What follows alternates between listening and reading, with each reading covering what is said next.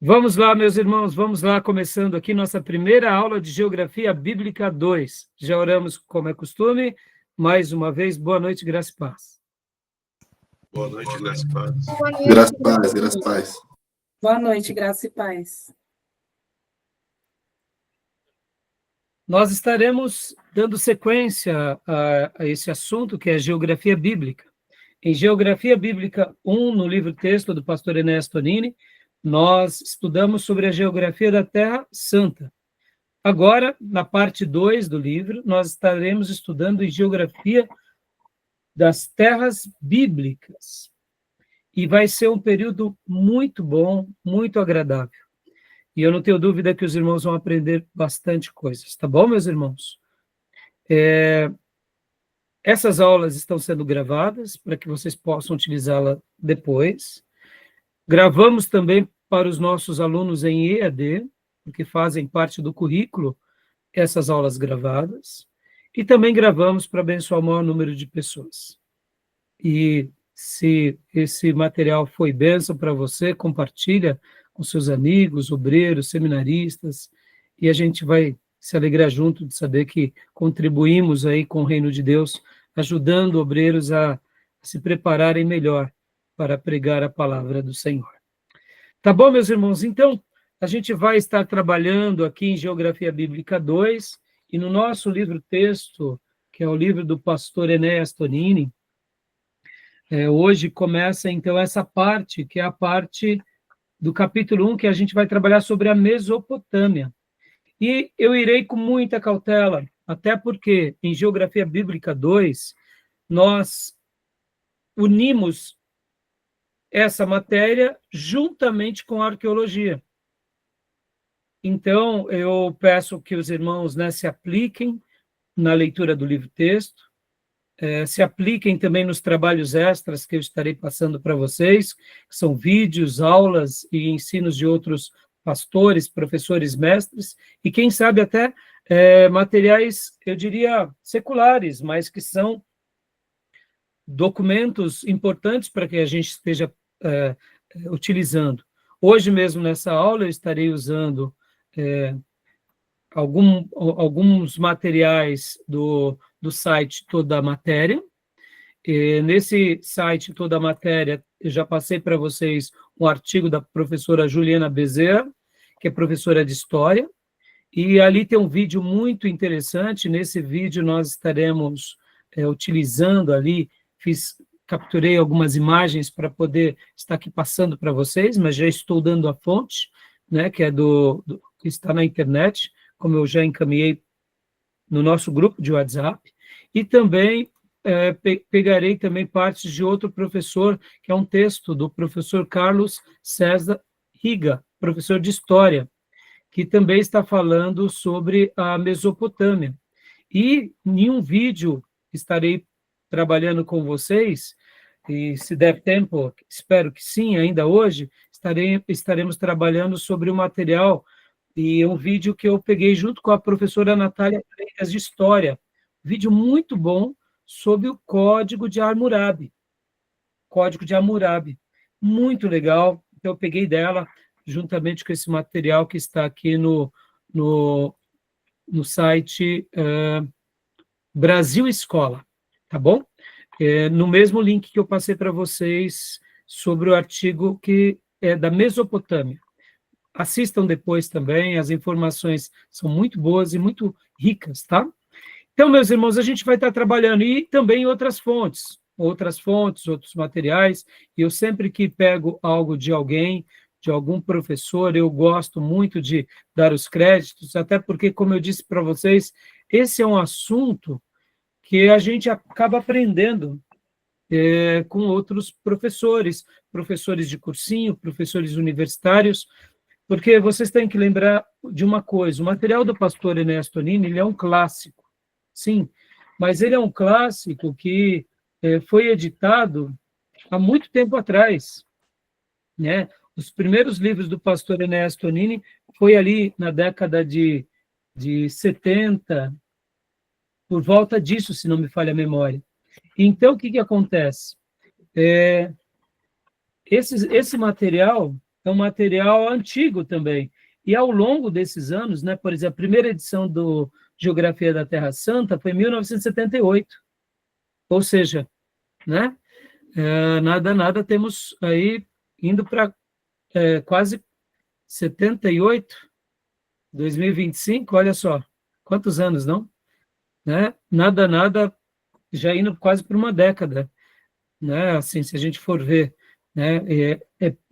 E ele dava aula antes disso, então, percebam, é um material antigo, né? Não é um material novo.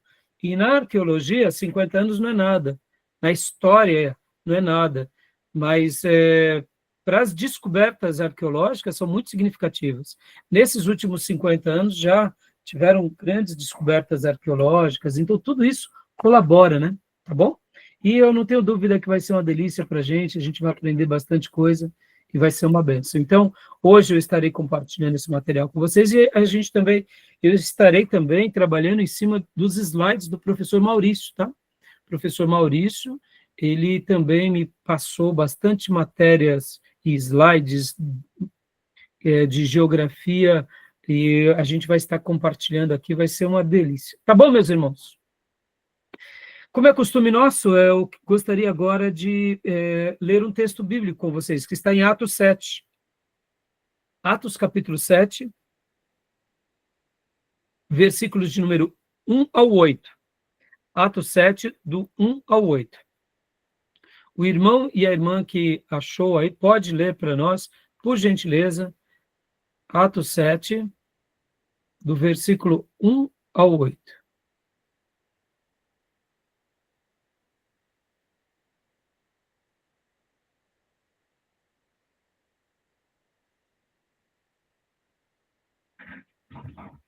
Pode ler o irmão ou a irmã.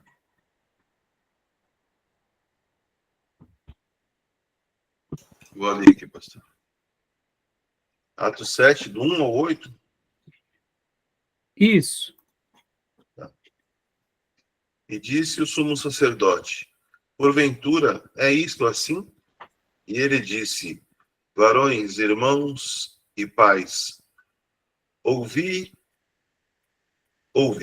O Deus da glória apareceu a nosso pai Abraão, estando na Mesopotâmia, antes de habitar em Harã, e disse-lhe: sai da tua terra e dentre a tua parentela, e dirige-te à terra que eu te mostrar. Então saiu da terra dos caldeus e habitou em Harã.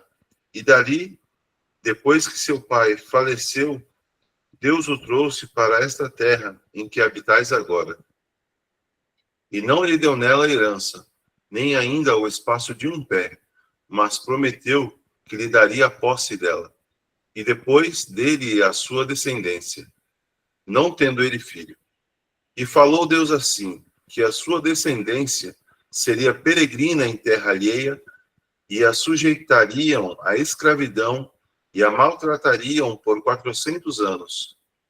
E eu julgarei a nação que os tiver escravizado, disse Deus, e depois disso sairão e me servirão neste lugar.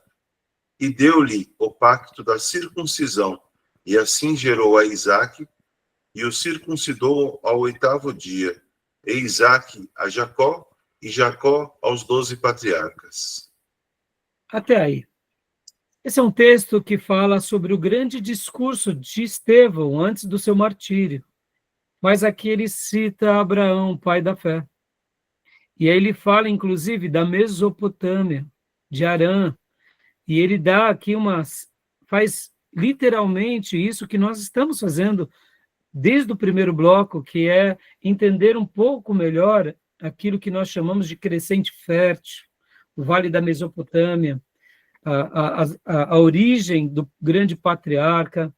E aqui podem ver que sobre os demais versículos, depois que Deus fala para ele ir para Canaã, ele vai. Gosto muito desse texto, né?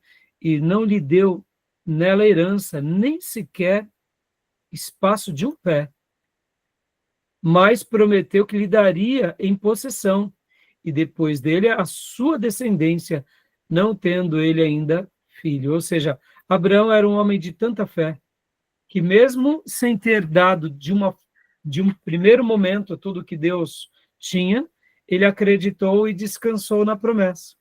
E assim, a gente sabe que se cumpriu, principalmente ali depois de muitos anos, com Josué, quando eles reconquistam a terra, né? Mas Deus já tinha dado, Deus já tinha concedido para ele e para os seus descendentes.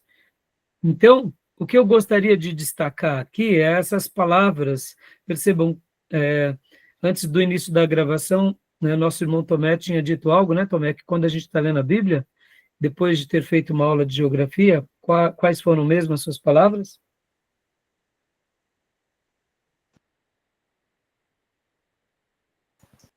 Eu disse que muda a perspectiva, né? Quando você começa a ler a Bíblia, depois de ter feito as aulas de geografia, você começa a ler o texto e imaginar visualmente, né, a terra por onde eles passaram.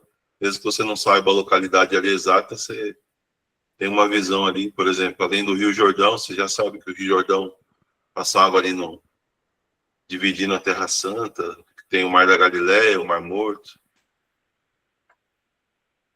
Legal também, é isso aí, não, muda tudo, a perspectiva muda, e essa matéria, como eu disse em várias aulas para vocês no módulo, no módulo de Geografia Bíblica 1, quanto mais vocês crescerem na habilidade de ouvirem a voz de Deus, de serem ministrados por Deus, por meio de uma passagem, por meio de algum fato, ou terem uma experiência, por exemplo, como ouvir a voz de Deus em uma voz de comando, em que Deus estiver direcionando vocês a algo, vocês, quando lembrarem, por exemplo, de Abraão, que Deus falou com ele lá em Ur dos Caldeus, e ele vai para Harã, e depois ele sai de Harã e vai para um lugar onde ele não sabe onde é, e chega em Canaã, e Deus diz, é aqui, ou seja, e aí a gente se compara, porque muitas vezes Deus está falando para nós algumas coisas, como, por exemplo, faça tal coisa, meu filho, e muitas vezes a gente está naquela dúvida, será que é Deus? Será que sou eu?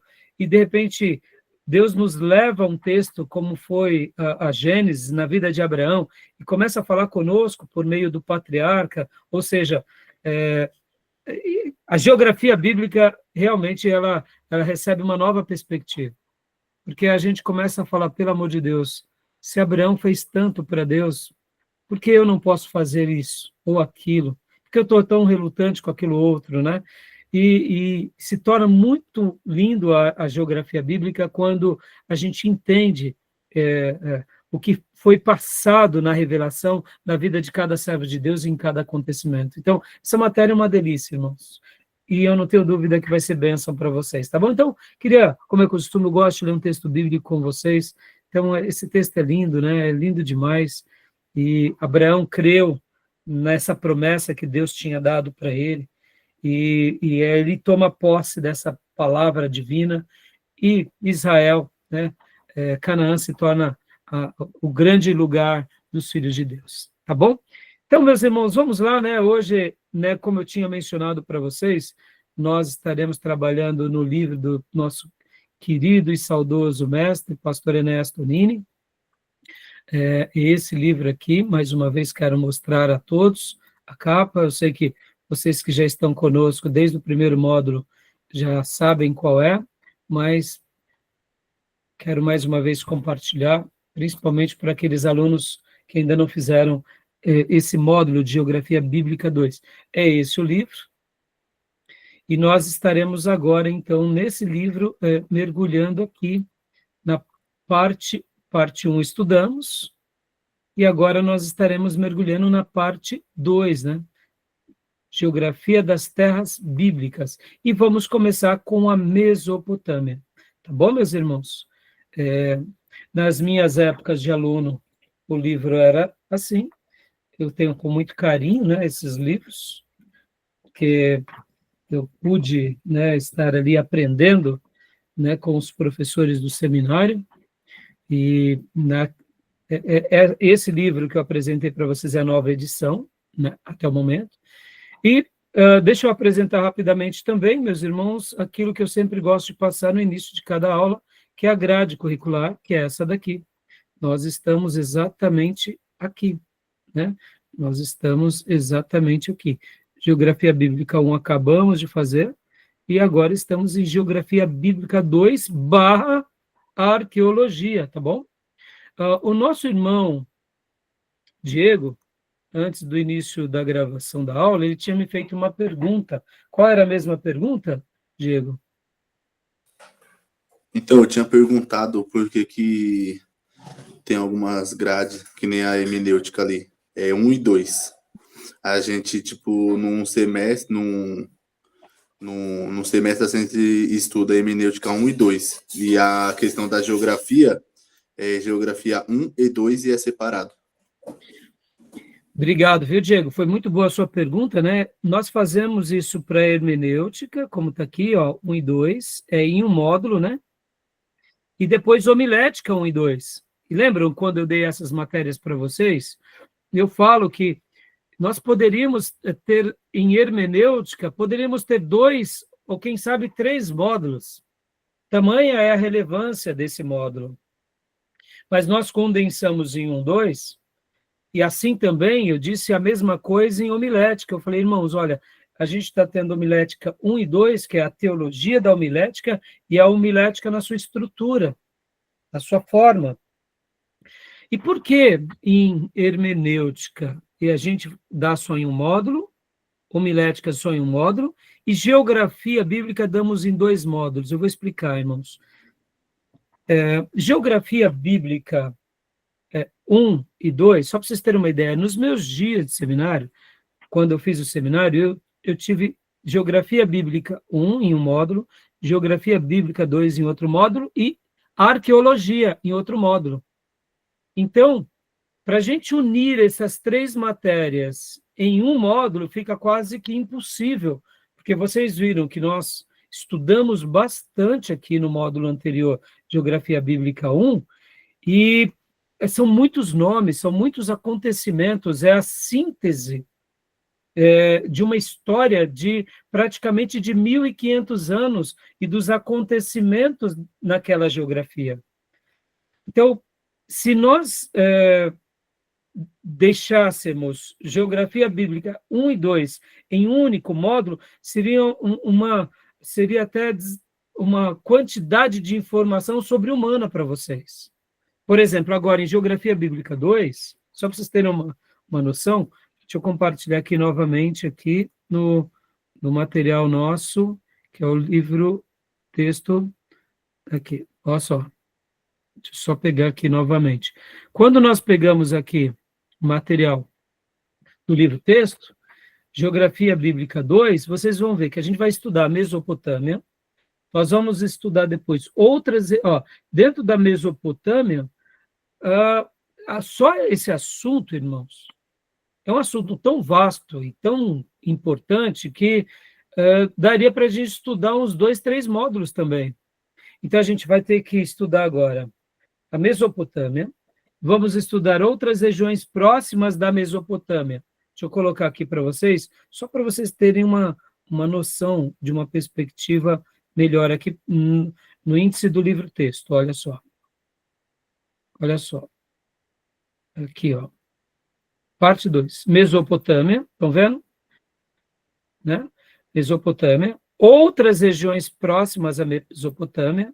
Quando nós abrimos, é que aqui nessa nova configuração desse livro, não está mostrando, mas aqui, só para vocês terem uma ideia, na minha edição antiga está assim, ó, Haran, Mitâmios, Hititas, Ramate, Ivan, Arpades, Serfavaim,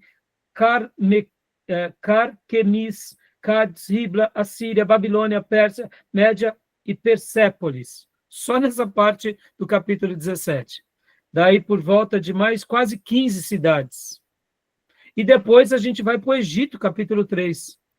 Aí depois do Egito a gente tem o cristianismo no Ocidente, que aí a gente vem para todas as viagens missionárias de Paulo. Percebam, é uma coisa muito grande. Aqui nesse ponto do cristianismo no Ocidente, vai literalmente a Arábia, Damasco, Antioquia da Síria, Anatólia, Grécia, as cidades no tempo de Paulo, que é Tarso, Alexandria, Petra, Antioquia da Síria, Filipos, Tessalônica, Atenas, Corinto, Roma, e as 7 igrejas da Ásia. Éfeso, Esmirna, Pérgamo, Tiatira, Sardes, Filadélfia e Laodiceia e Patmos. Aí encerra. Então, percebam, só nessas duas listas que eu li para vocês, já tem mais de 30 cidades. Então, percebam, fora o Egito, que a gente vai trabalhar aqui nesse capítulo 18, a gente vai trabalhar a geografia do Egito, vamos falar da importância do Nilo, a sociedade, a família, a religião, o templo de Serabite, a origem do povo egípcio, os idiomas, escritura, literatura, cronologia e os ixos. Ou seja, é muita coisa. Deu para entender agora, Diego, por que a gente acaba dividindo em dois? Não é porque homilética seja menos relevante, não é isso. Pelo contrário, deixa eu até fazer um adendo aqui. A matéria de homilética, nós demos apenas um suprassumo para vocês. Mas tudo que vocês aprenderem durante esses 3 anos aqui, nesse curso médio em teologia, vocês vão poder utilizar na arte de pregar, na arte de ensinar. E na matéria de hermenêutica, irmãos, olha só que interessante. Nós demos também a matéria de hermenêutica. Os irmãos que forem fazer depois, aqueles que desejarem continuar o curso e fazerem os outros 2 anos, que aí o curso de vocês se torna um bacharel, né? Lembrando que quem faz só os primeiros 3 anos recebe o diploma de médio em teologia, mas as nossas aulas são de níveis bacharéis, o médio é nível bacharel. Então, fez os primeiros 3 anos do médio, elimina-se essas matérias, vamos para os outros 2 anos, que é o do bacharelado. No bacharelado, a gente estuda grego 1, grego 2, grego 3, hebraico 1, hebraico 2, hebraico 3. E estudamos também exegese, que é um outro braço da hermenêutica. Agora, olha só que coisa linda. Quando a gente vai para o bacharel, a gente mergulha nas línguas originais. E aí a gente vai para a exegese. Ou seja, de uma forma direta ou indireta, mesmo quem não fizer o bacharel, porque muitos alunos acabam opinando não fazer o bacharel, mas na hermenêutica, quando vocês estudam, olha só, em teologia sistemática aqui, olha só, temos teologia sistemática 1, 2, teologia sistemática 3, teologia sistemática 4, teologia sistemática 5, teologia sistemática 6. A teologia sistemática trata do quê? De doutrinas. Então, de uma forma parecida, a hermenêutica não é a arte de interpretar? A teologia sistemática não é doutrina? Perceba, são matérias que estão muito correlacionadas. Tá bom, pastor, e aí? E aí que você, sabendo mais das doutrinas, vai poder o quê? Compreendê-las melhor. E compreendê-las melhor, você pode agora, então, pregá-las melhor. Percebam? Você entendeu, Diego? Não é que a matéria de homiléticas e hermenêuticas seja menos relevante, não. Mas como o nosso curso de teologia, ele é um curso livre, mas ele é um curso ortodoxo, onde a gente tem como tema principal as escrituras, em todas as matérias a gente trata das escrituras. Todas elas do curso.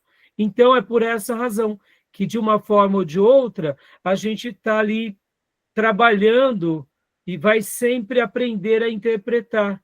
Entendeu, Diego? Ficou claro? Alguma dúvida, irmãos? Então, esse é o nosso, né, nossa grade, né, curricular. E aqui é o curso básico, que tem a formação, que é um curso diferente do médio e bacharel. Proposta do básico, como eu já mencionei para vocês, é formar obreiros apenas, obreiros mais simples da igreja, que querem servir melhor, mas são 12 matérias muito boas, é uma síntese do quê? Do curso médio.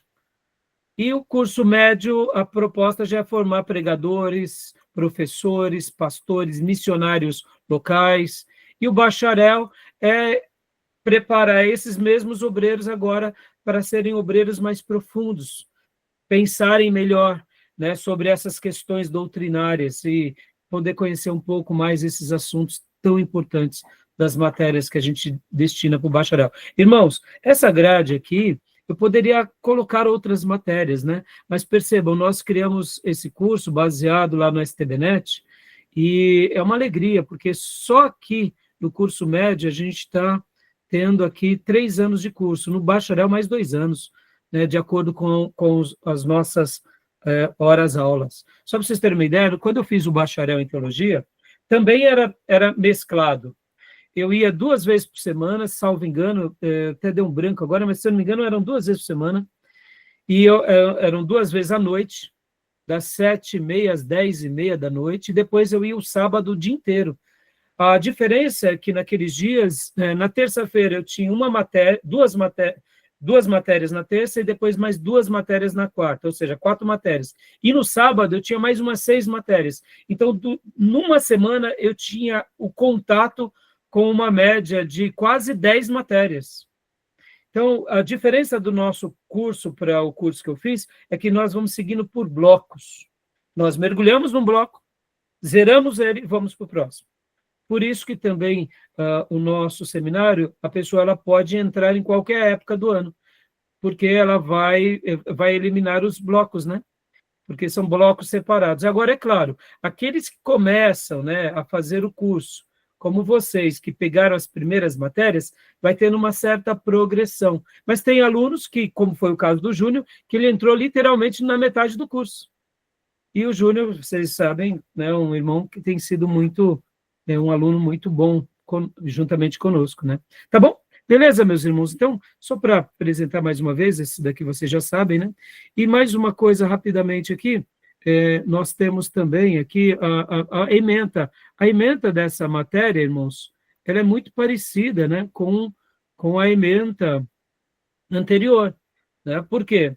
Porque a ementa anterior, os objetivos é identificar no discurso da Bíblia a informação geográfica, descrever os fatos geográficos, situando-os no contexto da narrativa, e ser capaz de usar os critérios de relevância à informação geográfica dada. Aí nós tivemos, basicamente, todo o livro 1, e agora no 2 é a mesma coisa, ou seja, né, é o mesmo objetivo, só que agora com esse conteúdo, né, que é, como eu mencionei há pouco, que está totalmente baseado no livro do pastor Ernesto Tonini. Tá bom, meus irmãos? Lembrando que teremos prova, trabalhos extras e a leitura de 200 páginas do livro-texto. Como eu recomendei vocês comprarem, vocês já têm, então leiam, tá bom? Beleza? Alguma pergunta, alguma dúvida? Creio que não, né? Então, vamos lá, vamos para o material, meus irmãos, vamos para o material, porque hoje a gente tem bastante coisa para a gente trabalhar, e eu quero aqui mergulhar com vocês, né, sobre a Mesopotâmia. Então, abram vocês aí na parte 2 do livro-texto de vocês, no capítulo 16, do livro-texto do pastor Ernesto Tonini, nós vamos começar a trabalhar. E, como eu disse para vocês, vamos estar passeando aqui um pouco na história, um pouco na arqueologia, na geografia, e a gente vai estar aprendendo bastante sobre esse assunto que é tão relevante. E para eu iniciar, eu vou aqui rapidamente, antes da leitura do livro-texto, eu vou compartilhar com vocês aqui o que eu tinha mencionado há pouco, que é um material que eu peguei no site Toda a Matéria, da professora Juliana Bezerra, e juntamente com o vídeo, né, que foi apresentado logo naquele contexto. E, irmãos, assim, só para vocês terem uma ideia, né, como estudar é importante, como se atualizar é mais importante.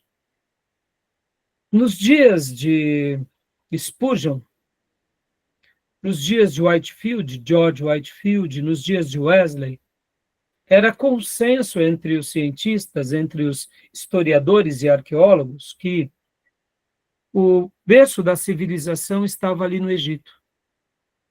Quando se tratava do assunto, né, aonde tudo começou, aonde historicamente e arqueologicamente temos evidências de que foi a origem do ser humano. Então, deixa eu até compartilhar aqui com vocês, né? Google Terra, Google Earth. E ali se falava-se que o berço da civilização era no Egito. No Egito. E o que acontece? Era consenso, durante muitos séculos, o Egito, né? Aqui o Egito, podem ver, o Egito, principalmente aqui nessa região do delta do Nilo, era consenso que no Egito se deu, né, a origem da vida foi o berço de todas as civilizações antigas. Na virada do século passado, século XIX para o século XX, houve uma mudança na chave.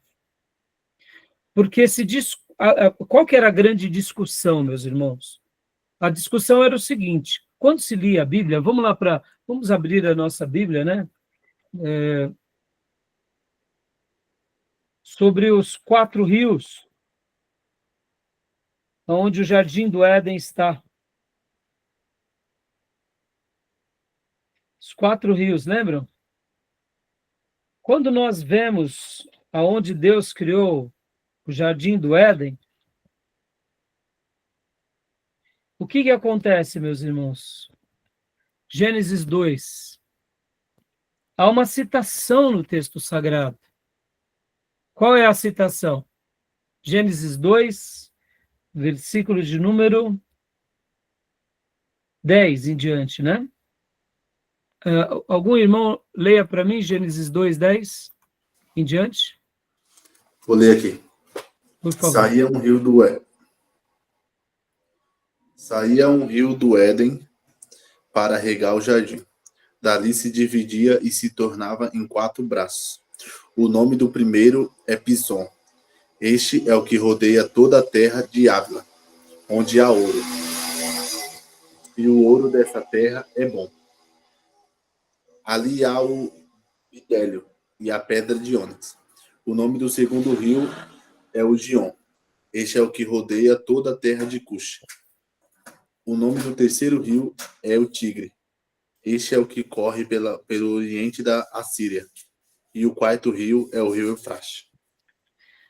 Ou seja, aqui o texto bíblico está dando essa ideia completa pela revelação sagrada, que o berço da civilização não é o que nós acabamos de ver, que é o Egito, e sim o quê? Aqui, uma região, e hoje a gente vai ver um pouco sobre essa questão, né? Essa região entre o rio Tigre e o rio Eufrates, né? Então, o que acontece, meus irmãos? Olha só que interessante, né? Aqui nós temos o rio Tigre e o rio Eufrates.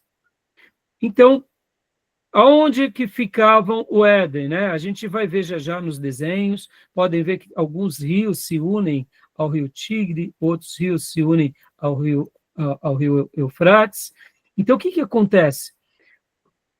Aonde era o início das civilizações? Segundo a Bíblia, não é o Egito. Não é essa região. Era essa região. Ou, quem sabe, essa região. A gente já vai ver. Aqui, como nós estamos olhando no mapa mundi, irmãos, tem que lembrar uma coisa, que é o espaço muito grande, né? Não é uma coisa pequena, né? São cidades, são países, né? Hoje, vocês sabem disso. Então, assim, estamos olhando aqui o mapa mundi de uma perspectiva, né? Que é o mar Mediterrâneo e tal. Aqui está Canaã, né? Olha só como Canaã ficou bem pequenininho, né? Isso daqui é Canaã, isso daqui é Israel, né? Então, perceba. Então, voltando, meus irmãos, esse assunto ele vai ser muito importante porque, como eu mencionava para vocês, os nossos irmãos do passado, vamos imaginar ali na história do cristianismo, tá, meus irmãos? Quando chegava alguém e dizia, aonde é o berço das civilizações? Aonde é a origem de tudo? Alguns poderiam dizer, olha, eu acredito que é o Egito, porque quando a gente vai olhar os achados arqueológicos, os mais antigos que a gente conhece está no Egito. Outros falavam, mas a Bíblia fala que é aqui, entre o rio Tigre e o rio Eufrates. Aí eu digo para vocês, veio a Reforma Protestante, então os dois braços do cristianismo, né, que é o católico romano, católico ortodoxo grego, vamos tratá-lo como um só, e o protestantismo, vamos falar, não, a Bíblia fala que é entre o rio Tigre e o rio Eufrates, ou seja, em algum lugar aqui o berço das civilizações, e não no Egito.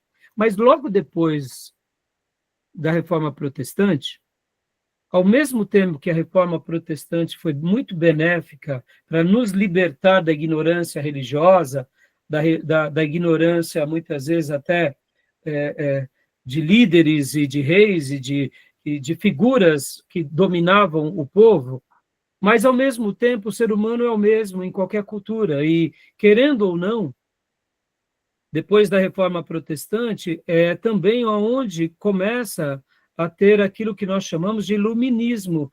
Um pouco antes, o movimento iluminista já estava sendo presente lá na Itália, mas com a reforma protestante, o pensamento iluminista ganha mais força. Por quê? Porque agora você não tem mais um rei ou um papa para determinar e te obrigar a aceitar o que a religião diz.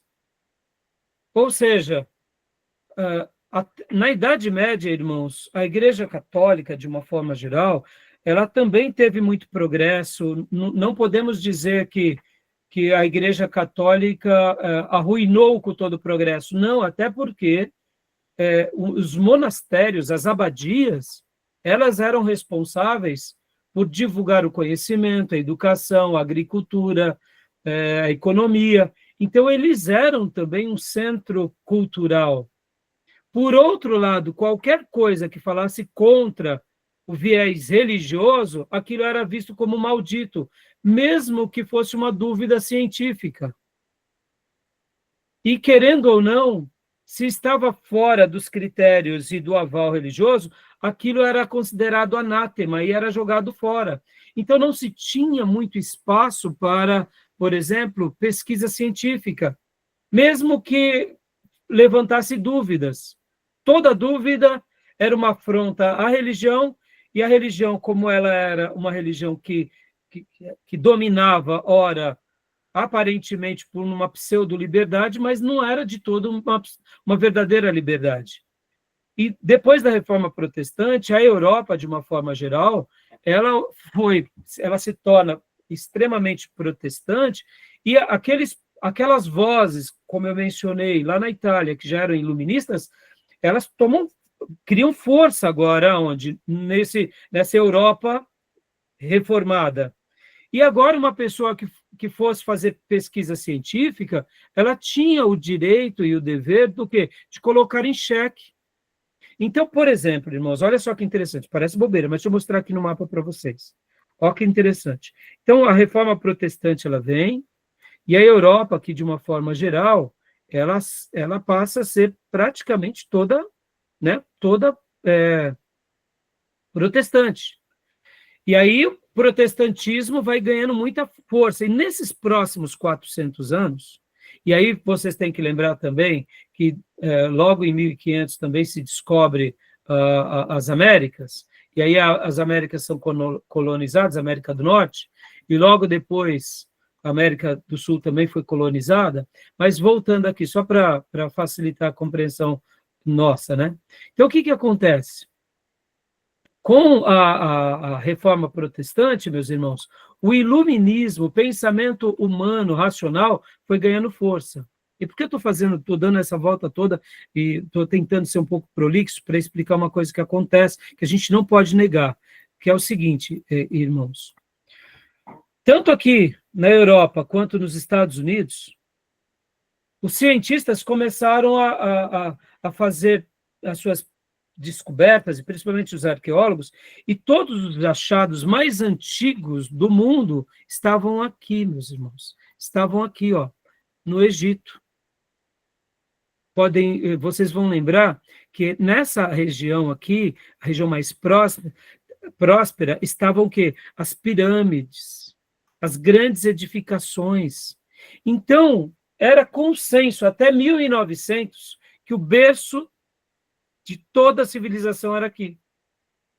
Mas com a industrialização, com essa nova fase da nossa vida humana, o desenvolvimento tecnológico foi chegando também nessas outras regiões.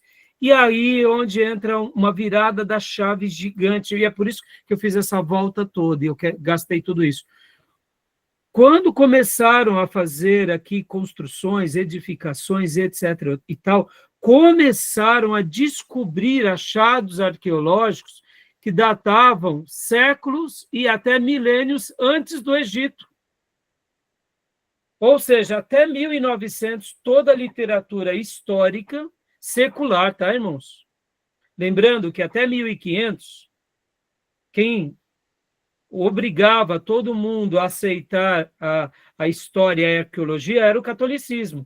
Do ano 1500 em diante, muda-se isso. Por quê? Porque houve a reforma protestante, houve essa liberdade, e querendo ou não, as pessoas, tanto na Europa quanto na América, começaram a fazer as suas descobertas, e vocês lembram que logo depois da reforma protestante veio o iluminismo, esse sedimento iluminismo, veio o humanismo, e tantos ismos que surgem, e o que acontece? E aí, até 1900, falava-se, não, o berço da civilização é aqui, é no Egito. Então, o que a Bíblia fala de ser aqui está errado. E nós, como protestantes, os nossos irmãos do passado ficavam quietos, porque se faziam provas do carbono 14 e os achados mais antigos da humanidade estavam aqui no Egito. Mas, como eu mencionei, meus irmãos, a partir de 1900, e pode ver que a partir de 1800 já começa o que é industrialização no mundo, não é? As grandes indústrias, as grandes metrópoles, e aqui, depois de 1900, começam, então, a descobrir que tantos achados arqueológicos, e eles realmente começam a remontar a história. E aqui, meus irmãos, imaginem o alvoroço que foi, os arqueólogos e os historiadores. Agora eles vão ter que reescrever todos os livros de história e de arqueologia, mostrando que não é mais no Egito, e sim aqui na Mesopotâmia, ou seja, nessa região, né? É a região, de fato, aonde o quê? Aonde se está, né? Se concentra toda evolução, né? E aqui, eu estou dizendo tudo isso, meus irmãos, porque aqui nessa parte, né, que é entre o rio Tigre e o Eufrates, então ficou concretizado pelos arqueólogos e pelos historiadores que é o berço das civilizações, tá bom? Tudo bem até aí? Então, para nós, que temos aí 30 anos, eu tenho 50 anos, os irmãos, né, Beatriz é mais novinha da classe junto com o Diego, 20 e poucos anos, vocês aprenderam que o berço, a origem da vida foi aqui na Mesopotâmia. Por quê? Porque vocês são fruto dos 100 anos passados. Mas imagina, são quase são séculos anteriores, até 1900, que se tinha por base que era o Egito, o berço de todas as coisas, tá bom? Tudo bem até aí? Alguma dúvida? Então, esse assunto da Mesopotâmia sempre foi estudado, mas não tinham tantas descobertas arqueológicas, tá bom? Então, agora eu vou pegar emprestado aqui o material que eu tinha citado há pouco para vocês, né? E aí a gente vai estar fazendo aqui a nossa aula baseado nesses materiais, porque eu não tenho dúvida que vai ser muito bom para nós, né? Para a gente aprender um pouco sobre tudo isso que quero falar para vocês. Eu vou fazer uma síntese bem rápida agora, tá bom? E depois a gente vai mergulhar no livro-texto, tá bom, meus irmãos? Então, eu vou compartilhar aqui com vocês parte do que eu tinha separado do material e do site, toda a matéria, tá bom? Deixa eu aumentar aqui. Então, olha só que interessante, meus irmãos, né? A palavra Mesopotâmia significa, vocês já tiveram na aula anterior, entre dois rios, né? Meso, no meio de dois rios, né? Que é essa região aqui, entre rios. Pode ver que nós temos uma palavra bem interessante, né? Hipopótamo, né? O que seria o hipopótamo, irmãos? Hipo, né? O cavalo. Cavalo, Potâmia, rio. É um cavalo do rio. Foi assim que os antigos chamaram o hipopótamo quando viram o hipopótamo. Pode ver que hipódromo é o lugar onde tem corridas de cavalo. Então, eles viram um ser que lembrava, em certa medida, um certo cavalo, e que estava no rio, né, o hipopótamo. Assim foi chamado, né, esse animal. Né? Então, Mesopotâmia, meso entre dois rios, que é essa região todinha, como vocês já viram. Então, continuando aqui, né? Pega toda essa região, né, entre o rio Tigre e o rio Eufrates, né? Aqui são o rio Tigre e o rio Eufrates. Hoje seria equivalente ao norte da Síria, a cidade de Alepo, tá? Alepo, inclusive, meus irmãos, olha que interessante, né? Esse tempo atrás eu assisti um documentário muito interessante em Alepo. Antes da Primeira Guerra Civil, alguns anos atrás, antes daquela... logo no início da Primavera Árabe, Alepo é uma cidade na Síria onde concentrava o maior número de cristãos da Síria. E por causa das revoltas e das perseguições muçulmanas e de todo o conflito que aconteceu lá na Síria, nesses últimos anos, e já tem mais de 10 anos, se não me salvo engano, Alepo foi invadida por muitos muçulmanos e muitos cristãos fugiram de lá e muitos outros foram mortos, porque os radicais quiseram impor por força que eles abandonassem o cristianismo.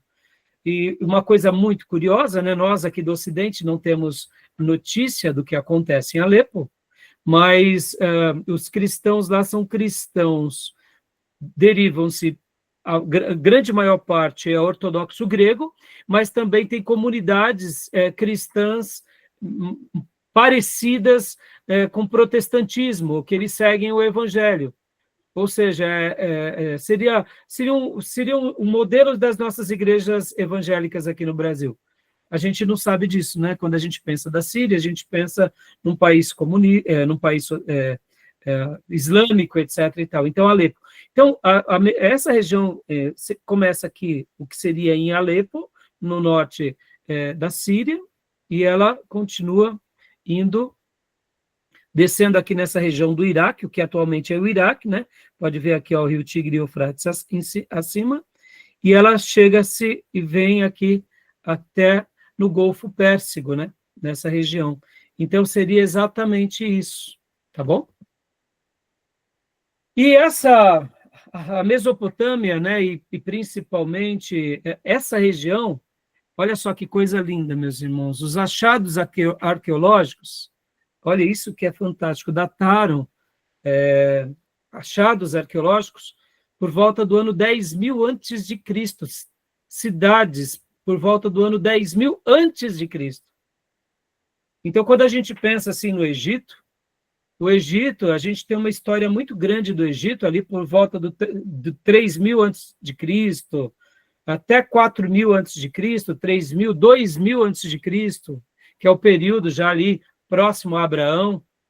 Mas quando a gente pensa que aqui na Suméria, né, e quando a gente está falando na Mesopotâmia, que eu estou indo especificamente mais para a região da Suméria, propriamente dito, nós temos aqui civilizações que habitavam próximo ao rio Tigre e ao rio Eufrates de 10.000 anos antes de Cristo, segundo a arqueologia, tá, meus irmãos? Eu sei que tudo isso é muito polêmico, porque se nós formos seguir o calendário judeu, a criação ali de Adão e Eva, e logo depois os descendentes de Adão e Eva, datam por volta de que anos, irmãos? O que vocês acham? Qual é o calendário judaico?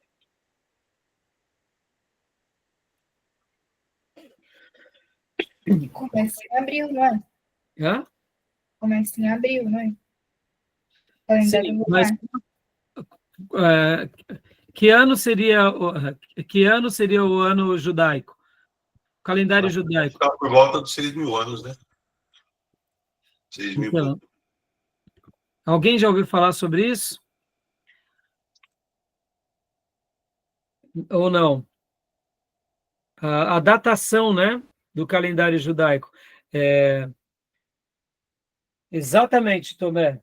Os judeus, eles, né, segundo o calendário judaico, né, segundo, Eles têm uma contagem própria, né, deles, e nós, como cristãos, a gente segue muita coisa dos judeus, por causa da Bíblia, é óbvio, né, irmãos? E quando a gente faz uma avaliação retrospectiva, é por volta disso, né? Os judeus estão no ano de 5.783. Então, só para vocês terem uma ideia, quase 6.000 anos, tá bom? Então, é interessante, né? Quando a gente pega aqui essa informação, que é a informação que eu acabo de passar para vocês de 10.000 anos, mas no calendário judaico está dando por volta de 6.000 anos, então não bate. Mas aqui, meus irmãos, a gente tem que dar alguns descontos, tá? Não estou dizendo que a Bíblia está errada, mas a gente tem que fazer assim, vamos dar o direito de dúvida, tá bom? Porque a gente está tratando de arqueologia, e quando a gente olha para trás, percebam como a prova do carbono 14, ela foi relevante. Então, assim, algumas coisas, o carbono 14 acerta de cheio, outras são aproximado. Quando a gente está falando de história mundial, tá, meus irmãos? Vocês vão ver bastante isso lá em História, Introdução ao Antigo Testamento 1 e Introdução ao Antigo Testamento 2, mas nessa matéria também, quando a gente está falando de 10.000 anos, e aí a gente vem para uma outra data, por exemplo, 9.500 anos a 10.000 anos, a gente está falando de 500 anos, na história isso não é muita coisa, tá, irmãos? 100 anos na história é um dia, tá? Entenderam? Só para vocês terem uma noção. Então, dei certos descontos, porque como que a gente vai remontar a história, irmãos? Por documentos, por livros. Como que a gente remonta também a história? Por achados arqueológicos. Então, tem vezes que algum achado arqueológico ele está próximo a um rio. E aquele achado arqueológico está próximo ao rio, ele acaba sendo afetado pela água. E, querendo ou não, ele pode passar por os estudiosos vão ter mais complexidade de avaliar que tempo é aquilo. Quando um achado arqueológico está dentro de uma caverna, aí muda tudo. Porque dentro de uma caverna, a temperatura da caverna é praticamente a mesma durante o ano todo. Se ainda foi colocado dentro de um vaso e coberto, aí pronto. Aquilo se perdura durante muito mais tempo. Mas dentro da ciência, então a gente tem que dar esses descontos, tá bom? Tudo bem até aí? Para a gente não ficar questionando, né? E aqui, meus irmãos, vamos lá, meus irmãos, quando a gente começa a falar para trás, vamos lá, o Brasil tem 500 anos de história. Nesses 500 anos de história, tanta coisa aconteceu no nosso país que nós não sabemos de muita coisa, porque até a história do nosso país foi montada como alguns desejavam. Estão entendendo? Então, quando você reconstrói a história segundo a narrativa dos vencedores, nem sempre os vencedores foram mocinhos, tá bom? Os vencedores registram algo que é para se perpetuar no futuro, mas se você conseguir apagar aquela história, destruir aquelas provas, o que vai ser colocado como fato fidedigno é essa pseudo-história. Então, na arqueologia, a gente já fica um pouco mais tranquilo, porque você tem o fóssil, você tem a pedra, você tem ali o achado. Então, é muito mais fácil. Me entenda, mais fácil porque se descobriu. Mas lembra que eu falei há pouco que o berço da civilização era o Egito? Então, durante 500 anos, ficaram falando que a Bíblia estava errada, que a Bíblia estava errada, que a Bíblia está errada. Depois da Reforma Protestante, principalmente os iluministas, né, os humanistas e todos esses cientistas que buscavam na arqueologia, e os nossos irmãos no passado, ficavam sem dar uma resposta, irmãos. Deixa eu fazer um acréscimo aqui, só para a gente parar aqui, porque já deu horário para a gente ir para o intervalo. Irmãos, nos dias do profeta Abacuque, ele tem uma citação, né? Ainda que a figueira não floresça, nem haja fruto na videira, e o produto da oliveira minta, e nos currais não tenham gado, ainda assim eu adorarei o Senhor, eu bendirei ao Senhor, o Deus da minha salvação. Ele faz palavra, ele cita palavras como essa, e é uma canção, é a canção de Abacuque. Vocês lembram dessa canção? Agora, a grande pergunta é, tá bom, como que é a flor da figueira? Como que é a flor da figueira? Alguém lembra da flor da figueira? Vamos lá, o limoeiro, pé de limão, vocês já viram uma flor de limão? De laranja, uma flor de laranja. Flor de girassol, já viram flor de girassol? Tá bom, vamos lá. O que mais? Quantas são as árvores frutíferas? A grande maioria tem flores, não é? Mas né? E a figueira? Vocês lembram de como que é um pé de figueira? Como que é o desenvolvimento dele ao longo da sua vida? Quem lembra? Comentem aí comigo. Eu lembro que eu era garoto, tinha uma vizinha nossa que tinha, juntamente com seu esposo, um pé de figueira no fundo da casa deles.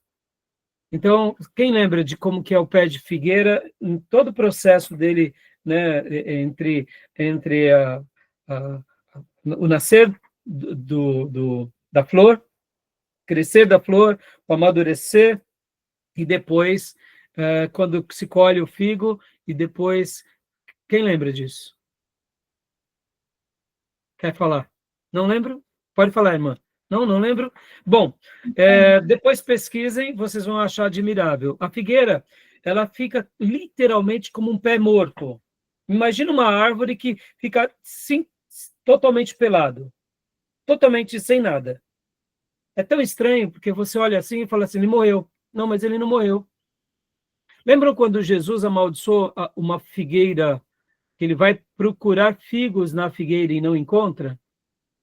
Porque ela tinha muitas folhas, lembra disso? O que acontece? Quando a figueira passa por todo o seu processo, né, ela frutificou, aí ela perde todas as suas folhas. E aí depois ela vai um processo bem lento até a sua próxima safra. A flor do figo, ela na realidade é o próprio figo. Nasce as folhas e vão nascendo figuinhos bem pequenininhos. E aí eles vão crescendo simultaneamente.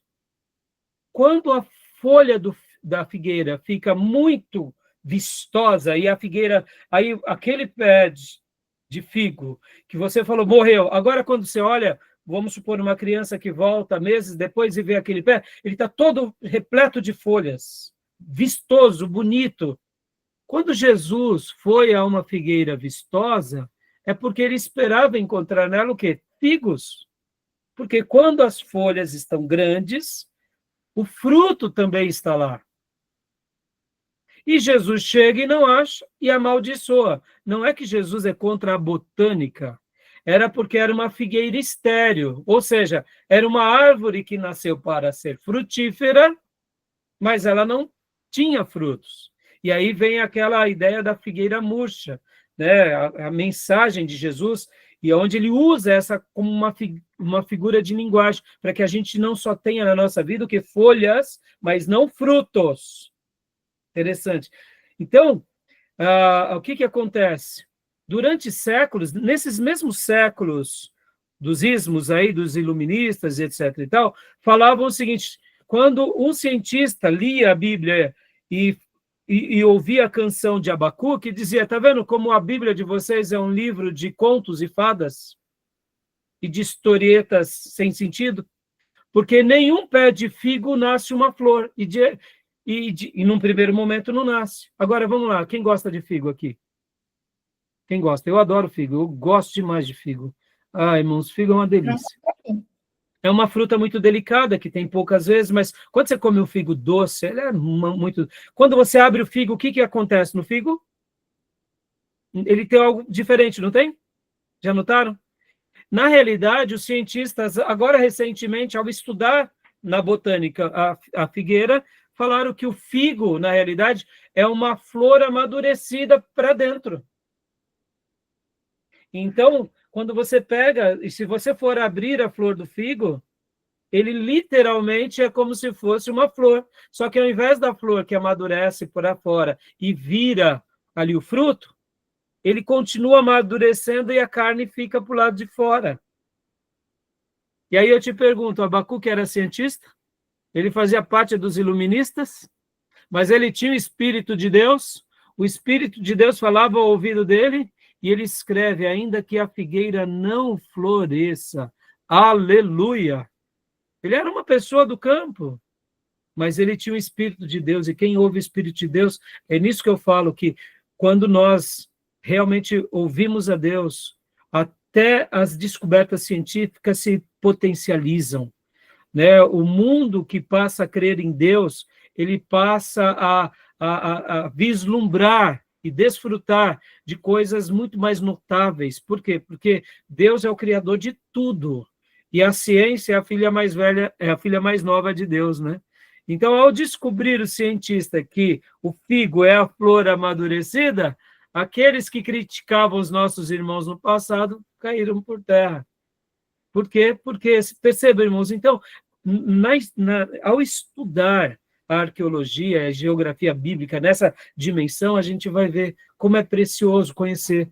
E por que a gente vai estar mergulhando nessas histórias, irmãos? Em primeiro lugar, para enriquecer o nosso conhecimento a partir das civilizações. A Bíblia vai mostrar isso. A Bíblia vai dar esse preâmbulo. Ora, se a Bíblia está dando, merece a nossa atenção. E a gente tem que lembrar que também o povo de Deus, de uma forma ou outra, foi sal e luz aonde? Nessas civilizações. O povo de Deus foi sal no Egito, foi sal na Babilônia, foi sal na Média, na Pérsia, foi sal em Nínive, ou seja, eles foram sal e luz. Então, Deus se revela também nessas nações. E é por isso que é importante a gente conhecer. Tá bom, meus irmãos? Beleza? Vamos dar uma pausa aqui? Se der no intervalo, eu pego aqui a folha, a figueira, né, para vocês. Ou depois pesquisem, porque a gente tem muita coisa para tratar. Pesquisem a figueira, a evolução da figueira. É lindo, irmãos, é lindo. Né? E aí a gente começa a compreender a parábola, né, da figueira seca, né, da figueira. Tem folhas, né? E aí? Será que a gente só está tendo folhas ou estamos tendo frutos? Percebam, né, irmãos? A religião pela religião, o cristianismo como uma religião é só folhas. O que importa para nós são os frutos, tá bom? Que Deus nos ajude a frutificar, tá bom, meus irmãos? Então, vou dar uma pausa aqui, vamos para o nosso intervalo e a gente vem na sequência, tá bom? Joia. Alguma pergunta? Esqueci de fazer? Não? Então, vamos dar uma pausa.